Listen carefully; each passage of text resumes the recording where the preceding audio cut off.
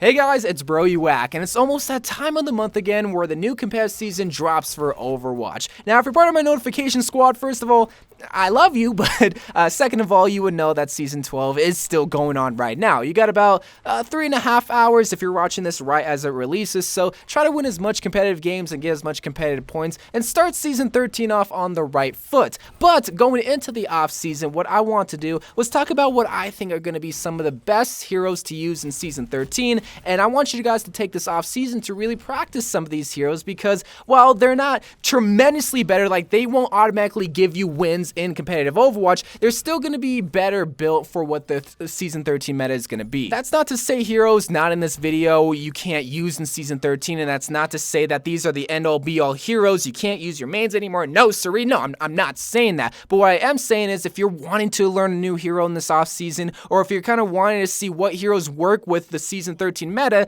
well, you would know by what I talk about in this video. That's the main reason for me releasing this video. I'm not saying you have to play these heroes. It's just a suggestion video and an idea video to help you out for Season 13. But anyway, guys, let's get right onto the video. And if you're new here, how this works is that I pick 4 different heroes. I pick 2 offense heroes, I pick 1 hero from the tank category, and I also pick 1 healer. This is so that if you want to try to learn a new role, well, now you have all sorts of different options. But if you're more like a healer player, well, now we can shine light on a different hero that you otherwise wouldn't have thought of if it wasn't for clicking on this video. Again, I'm just wanting to spread out your skill set so that you can be a much more versatile but also flexible player. So when looking at the very first DPS hero, this isn't really going to be a hero that you want to go to for every single competitive game because I feel like there's still a lot of problems with him, but he's a really great counter hero, especially for what's going on with the current meta. And this is going to be my boy Reaper. So if you guys know anything about Season 12 or been watching my videos, you know I've been harping and talking about the GOAT meta. And what the GOAT meta is, or the GOAT composition, whatever you want to call it,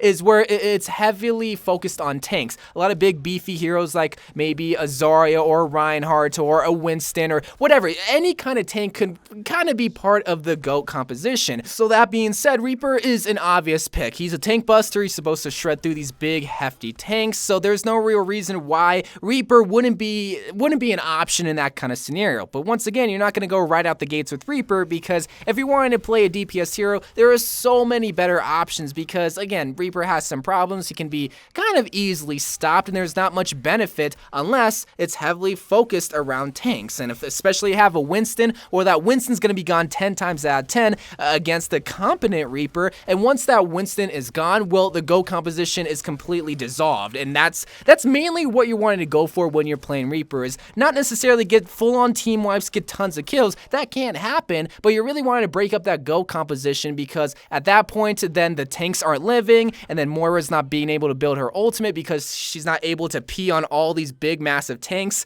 with her heal ability. So that's the big benefit that I see with playing Reaper. And once that happens, they're going to probably switch to something like, I don't know, they can really switch to anything, a Pharah, a Genji or whatnot, and at that point, you're just going to need to switch off that Reaper because, again, he's not the best built DPS currently right now. But what is a good DPS that you can use right out the get-go that has been kind of getting a lot more love recently is going to be the boy Doofus. Now, me personally, I'm not the greatest Doofus. He's one of my least played heroes, but if you can really get down the combinations of his abilities, knowing when to dive in, knowing when to dive out, knowing what abilities are on cooldowns and who you need to focus on, you know, all that kind of stuff, then you're going to be a great Doofus. But if you're not mechanically skilled and don't have a good knowledge of how Doofus is supposed to be played, he's going to be feeding 10 times out of 10. I cannot tell you how many times I saw a crap Doofus in my Season 12 games that continued to feed, and we completely steamrolled on the enemy team because, well, they didn't have their main DPS. When it comes to Doofus, at least a good Doofus, there aren't a lot of answers to him. Maybe a Flashbang McCree or a Reaper just in general, but a good Doofus is not going to really target those kind of heroes. He's going to target the heroes that he knows he can take advantage of,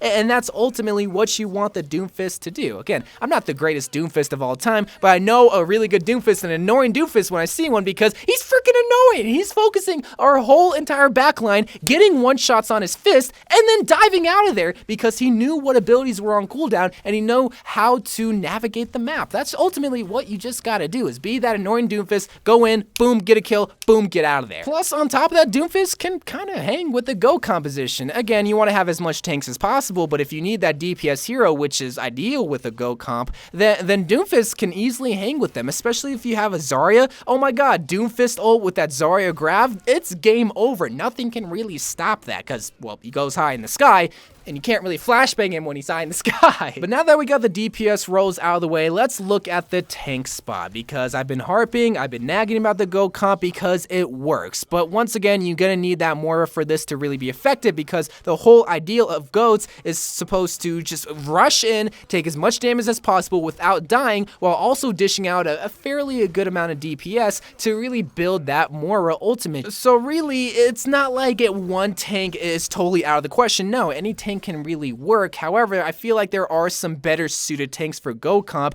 but the one tank I feel like can work for GOATs or any kind of composition, someone like Zarya is gonna be that great tank for all those different type of team comps. That's not to say heroes like Winston or Reinhardt, D.Va can't be used, but what I am saying is when it comes to Zarya, she has a lot more bang for her buck. First of all, she has so much self-protection with herself being a slow hero. She's gonna need that protection because of that bubble that she has for herself, but on top of that, she can also give a bubble to someone else diving in, which is ideal for GOATs or anything for that matter, for that Doomfist like I mentioned before, or like that Winston or that charging Reinhardt on your team, because, well, we all know Reinhardt loves to charge in. On top of that, she has 200 hit points that is always going to be there, assuming that it always recharges, because, well, she has a shield, part of her 400 hit points, and on top of that, she can dish out a hefty amount of DPS, but the cream of the crop here, the thing that makes her what I think is one of the best tanks to use in any situation, is gonna be her ultimate. Her grab is one of the best ways to win fights in Overwatch. It's the best way to take the second point on Volskaya Industry. It's the best way to take the point on Ilios. It's the best way to move the payload on Route 66. You can never go wrong with a grab unless two things. One,